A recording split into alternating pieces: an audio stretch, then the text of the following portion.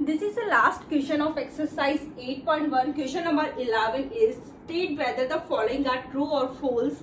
हमें ये देखना है कि कौन ट्रू स्टेटमेंट है और कौन सी फॉल्स है और justify your answer. It means true है तो क्यों ट्रू है और फॉल्स है तो क्यों फॉल्स है. हमें अपने आंसर का जस्टिफिकेशन भी करना है. ठीक है, तो देखो फर्स्ट है the value of 10a is always less than 1. इसके लिए देखो मैं एक राइट एंगल ट्राइंगल बनाती हूँ.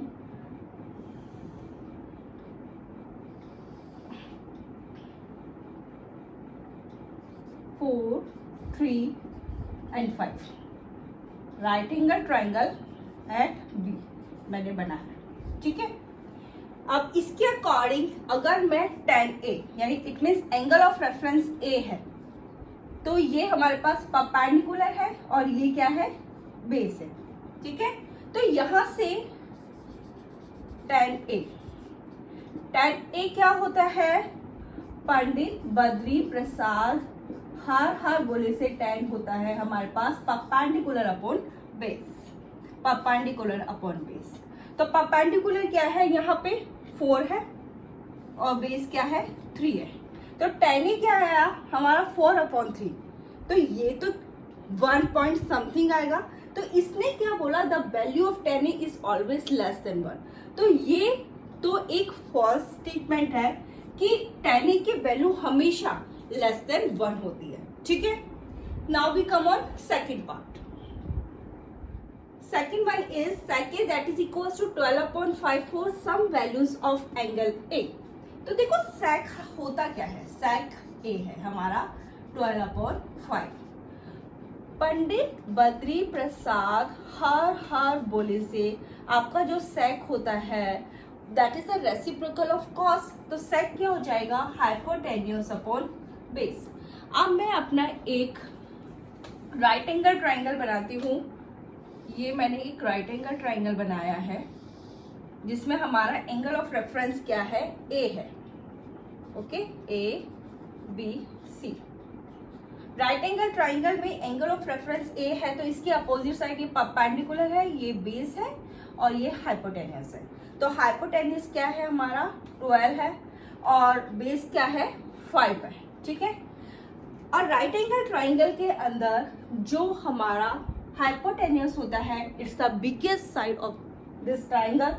अगर यहाँ पे हमारा परपेंडिकुलर 12 से कम होता है तो ये हमारे पास क्या है, पॉसिबल है और ये स्टेटमेंट हमारी ट्रू हो जाएगी. ठीक है, तो यहाँ पे हम क्या करते हैं, परपेंडिकुलर फाइंड करते हैं. तो परपेंडिकुलर फाइंड करने के लिए हम किस थ्योरम को यूज करते हैं, पाइथागोरस थ्योरम को. By Pythagoras theorem. AC square that is equals to AB square plus BC square. ठीक है, यहाँ पे BC स्क्वायर हमें फाइंड करना है. तो BC square is equals to AC square minus AB square. ठीक है, AC इट मीन्स 12 का square minus AB it means 5 का स्क्वायर. 12 का स्क्वायर इज 144, 5 का square is 25. It means BC square ये है. तो BC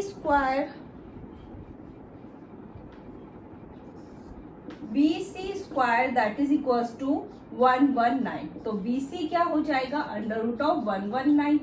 ओके, तो ये अंडर रूट ऑफ 119 क्या है, 12 से कम है तो ये हमारा पॉसिबल है. ठीक है, तो ये स्टेटमेंट हमारे पास ट्रू है. Now we come on third. cos A is the abbreviation used for the cosecant of angle A. तो ये तो स्टेटमेंट हमारा फॉल्स है.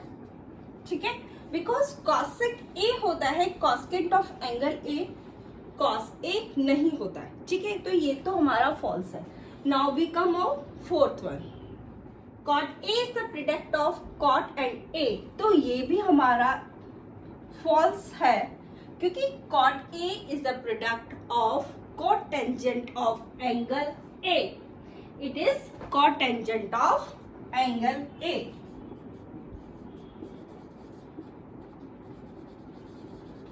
Cotangent of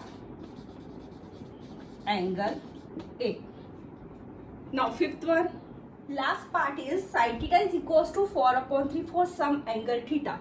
देखो साइन थीटा हमारा होता क्या है, साइन थीटा पंडित बद्री प्रसाद हर बोले से साइन थीटा होता है परपेंडिकुलर अपॉन हाइपोटेनियस। यहाँ मैं 4/3 लिखती हूँ, इसके इक्वल में परपेंडिकुलर अपॉन हाइपोटेनियस लिख सकती हूँ। ठीक है, तो देखो हमें ये तो पता है कि hypotenuse is the biggest side of the right angle triangle, और यहाँ पे हाइपोटेनियस परपेंडिकुलर से भी कम है, तो ये तो कभी पॉसिबल है ही नहीं है, तो ये स्टेटमेंट हमारा फॉल्स है। अब हम एक्सरसाइज 8.2 डिस्कस करेंगे। एक्सरसाइज 8.1 के जो टोटल 11 क्वेश्चंस है उन्हें हम ऑलरेडी डिस्कस कर चुके हैं। अब एक्सरसाइज 8.2 पर आएंगे, लेकिन उससे पहले अगर आपने मेरा चैनल सब्सक्राइब नहीं किया तो सब्सक्राइब कर दीजिए, साथ ही बेल आइकन में प्रेस कर दीजिए जिससे कि आपको हर एक वीडियो का नोटिफिकेशन मिलता रहे। So thank you.